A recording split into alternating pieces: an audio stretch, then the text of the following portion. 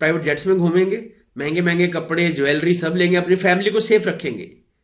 उनकी family safe है, उनकी फैमिली का एक भी मेंबर फिलिस्तीन गाजा में नहीं है दोस्तों। और मर कौन रहा है? आम इंसान। उनको जो कामकाज भी मिलता है वो भी इजराइल से ही मिलता है। इजराइल से ही वो लोग पैसा कमा रहे थे, अब इस लड़ाई के बाद उनका वो पैसा भी छूट गया है। और ये हमास के लीडर क्या कर रहे हैं? ये अपना लाइफ को एंजॉय कर रहे हैं। बट ये कितना बड़ा कॉन्ट्राडिक्शन है कि लोग वहां मर रहे हैं फिलिस्तीन में, और ये यहाँ पे लेविश लाइफस्टाइल जी रहे हैं। फिलिस्तीनियों के नाम पे पैसा लेंगे। अभी जो फिलिस्तीनी मरे हैं ना, इस पे भी इन्होंने बहुत सारा मोटा पैसा कमाया होगा, दान का, चंदे का। डबल स्टैंडर्ड है पूरी मुस्लिम दुनिया का।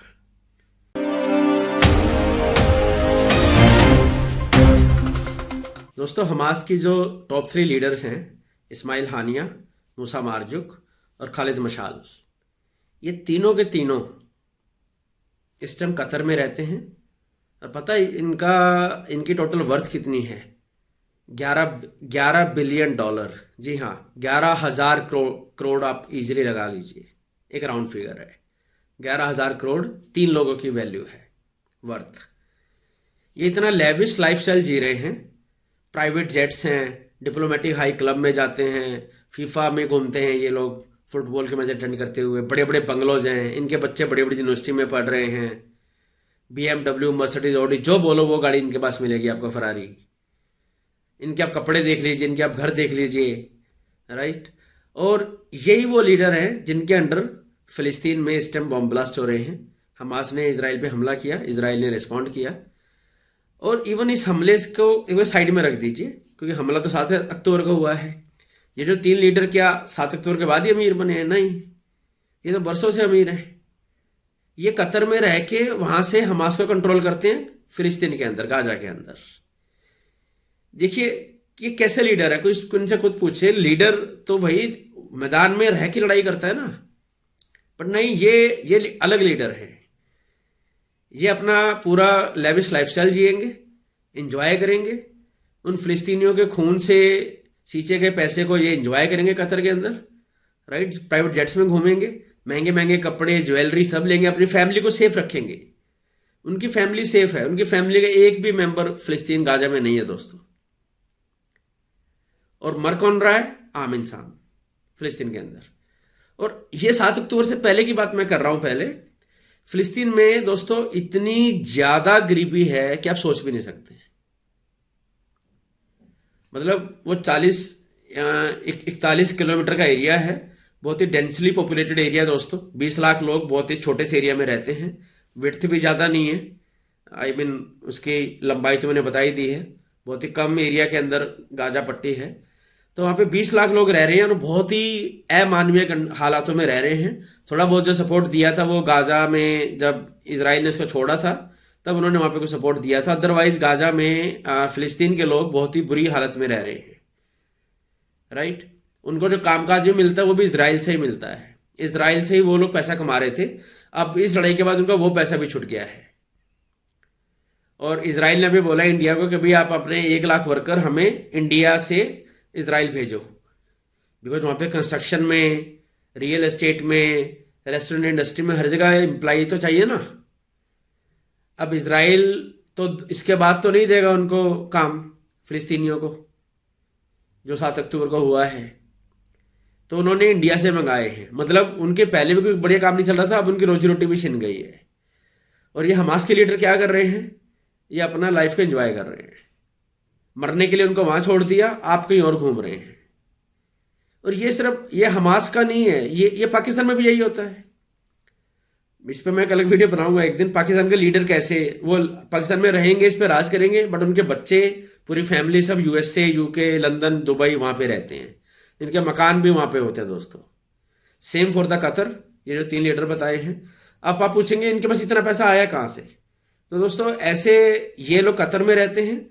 एक तो कतर इनको सपोर्ट करता है काफी, राइट, कि मुसलमान भाई हैं, फिलिस्तीन को सपोर्ट करो। वे इनको पैसे देते हैं, डायरेक्ट और इनडायरेक्ट बहुत सारा फंड आता है फिलिस्तीन के नाम पे। ईरान भी इनको पैसे देता है। ईरान तो चाहता है कि हमास हमारी प्रॉक्सी बन के रहे against Israel, against Saudi Arabia.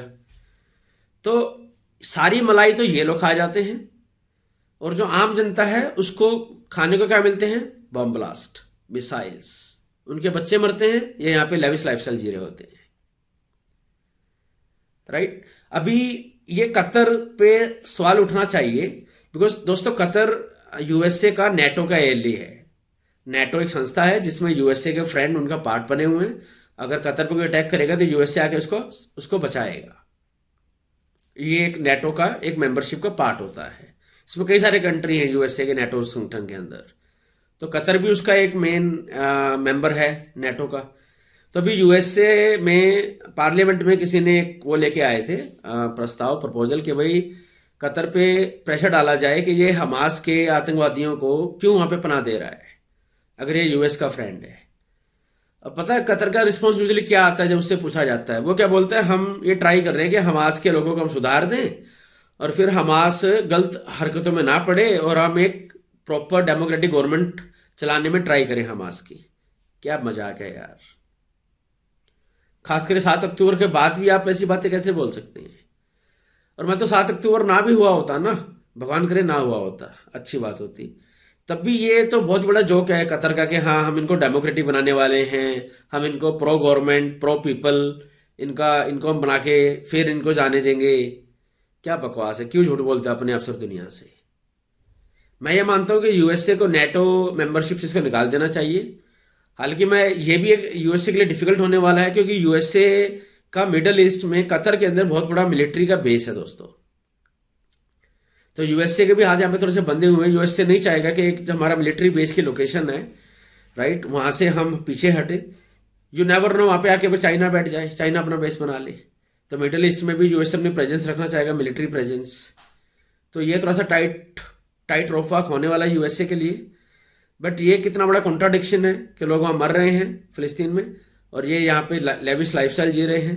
I don't know, ये जो छलावा है, ये सारे मुसलमान मुल्क और जो मुस्लिम जो पूरे वर्ल्ड राउंड जो बड़ा प्रो फिलिस्तीन का झंडा उठा रहे हैं, इस बात को नोट क्यों नहीं करते भाई। उनको बोलो ना भी $11 बिलियन हैं, $2 बिलियन भी अगर वे दान में दे दे तो बहुत सारी प्रॉब्लम वैसे सॉल्व हो जाएंगी। काफी गरीबी की प्रॉब्लम उनकी सॉल्व हो जाएंगी वहां पे फिलिस्तीन के लोगों की। बट नहीं करना, अपना पैसा थोड़ी किसी को टच करना है। फिलिस्तीनियों के नाम पे पैसा लेंगे। अभी जो फिलिस्तीनी मरे हैं ना, इस पे भी इन्होंने बहुत सारा मोटा पैसा कमाया होगा दान का, चंदे का, और वो इन्हीं के जेबों में जाने वाला है। तो दोस्तों जितने भी फिलिस्तीनी भाई हैं बहन हैं, उनको ये बात को उनको नजरअंदाज नहीं करना चाहिए। पहले देखो, मेरा ये मानना है, मैं पहले अपने लीडर से सवाल करूंगा, फिर मैं ओपोजिशन के लीडर से सवाल करूंगा। ओपोजिशन आई मीन मेरा जो विरोधी है, इजराइल बोल लीजिए अगर मैं फिलिस्तीनी हूं तो। यहां तो वही वाली बात हो रही है कि इजराइल की तरफ तो 4 उंगलियां उठानी, अपनी तरफ एक भी नहीं उठानी। भाई अपने लीडर्स को भी तो बोलो कि वो आके यहाँ पे लड़ाई करे, हमारे साथ सुरंगों में बैठे यहीं पे प्लान करे, सब कुछ यहीं पे करे। नहीं, वो नहीं करेंगे ना, वो करेंगे ना ये बोलेंगे। डबल स्टैंडर्ड है पूरी मुस्लिम दुनिया का। उनकी तो कोई बात ही नहीं करता कि भाई ये इतना अमीर लाइफस्टाइल कैसे जी सकते हैं जब वहां पे बच्चे मर रहे हैं, राइट। और ये आज की बात नहीं है, पहले भी वहां पे बुरा हाल था। तो पैसा बहुत बड़ी एक हेल्प हो सकती है जो ये लोग बिल्कुल भी नहीं करेंगे। ये बल्कि अब और ज्यादा पैसा लूटेंगे। जो भी इजराइल और फिलिस्तीन में जो झगड़ा हो रहा है, गाजा में बमबारी हो रही है, इसके नाम पे ये और ज्यादा प्रोपेगेंडा फैला के अपनी जेबें भरने वाले हैं दोस्तों। और ये खेल ऐसे ही चलता आया है पॉलिटिक्स का और टेररिज्म का। लोग ऐसे ही बेवकूफ बनते आए हैं और बनते रहेंगे जब तक ये अपने अंदर नहीं झांकेंगे, अपने लीडर को सवाल नहीं करेंगे। अगर मेरा प्राइम मिनिस्टर, मैं एक डेमोक्रेटिक कंट्री में रहता हूं, अगर मेरा प्राइम मिनिस्टर है, उसके बच्चे बाहर पढ़ते हैं, तो मेरा प्राइम मिनिस्टर इंडिया के लिए क्यों सोचेगा भाई। वो अपनी सारी प्रॉपर्टी जोड़ के वहां बाहर ले जाएगा ना, यहाँ पे उसके बच्चे, उसकी पीढ़ी आगे वाली रहने वाली है। ये बेसिक कॉमन सेंस की बात है, इसे कोई क्यों नहीं समझ सकता। तो मैं मानता हूं हमास के खिलाफ फिलिस्तीनियों को आवाज उठानी चाहिए और उनको बोलो, एक तो यहां के लड़े हमारे साथ खड़े हों, फील्ड में खड़े हों, छुप के ना बैठे चूहों की तरह कतर के अंदर एंजॉय कर रहे हैं, लाइफ के मजे ले रहे हैं, प्राइवेट जेट्स में घूम रहे हैं, बड़ी बड़ी पार्टियों में अटेंड कर रहे हैं, महंगे सूट पहन रहे हैं, फरारी और ऑडी में घूम रहे हैं, और वे लोग बेचारे वहां पे बेघर होकर धक्के खा रहे हैं। ये ड्रामा रुक जाना चाहिए और फिलिस्तीनियों को इसके खिलाफ आवाज उठानी चाहिए। दोस्तों, आप क्या सोचते हैं मेरे इस विचार के बारे में? अगर आपको वीडियो पसंद आया है तो प्लीज़ वीडियो को लाइक कीजिए, चैनल को सब्सक्राइब कीजिए और बेल आइकन को दबाना बिल्कुल मत भूलिएगा दोस्तों। Thank you. Free Palestine! We did.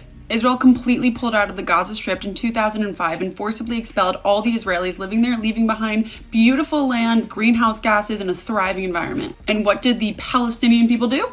Burn down all the greenhouses that Israel left behind and elect Hamas, the terrorist group, as their leaders in 2007. And since then, every single resource that has been brought into Gaza from Israel has been used to create rockets by Hamas to attack the Jewish people. None of that water, none of that funding going to educate or enriching the lives of the people living in Gaza. And who's deciding that? The terrorists they elected, Hamas. So if you really want to free Palestine or free the Palestinians, then support Israel in eradicating Hamas from the face of this earth, because the day that Hamas disappears will be a better day for the history of the people living in Gaza and the people living in Israel. The only way to free Palestine is to eradicate Hamas forever. Am Yisrael Chai.